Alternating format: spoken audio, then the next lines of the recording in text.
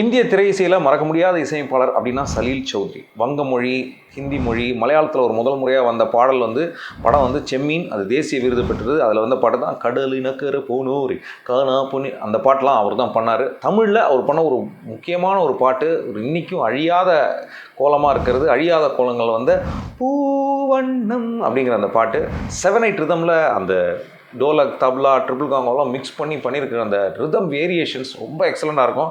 சரணத்தில் வந்து அவர் கொடுக்குற அந்த தப்லா வேரியேஷன் சூப்பர். பாட்டில் திக்கு திக்கு திக்கு திக்கு திக்கு திக்கு திக்கு திக்கு திக்கு அந்த ஃப்ளூட் எவ்வளோ அழகாக 7/8 ஒர்க் பண்ணியிருக்காருன்றது மேஜிக்கலாக இருக்குது. எப்படி இதை கம்போஷனை வந்து ஆர்கெஸ்ட்ரேட் பண்ணி கொண்டு வந்தார் இன்றைக்கி கேட்டாலும் அப்படியே ரொம்ப மேஜிக்கலான ஒரு ஃபீல். மேண்டலின் பயன்பாடு அந்த பாட்டில் ரொம்ப அழகாக இருக்கும்.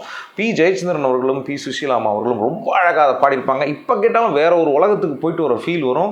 மறக்க முடியாத இசையமைப்பாளர் சலீல் சௌத்ரி. கேட்டு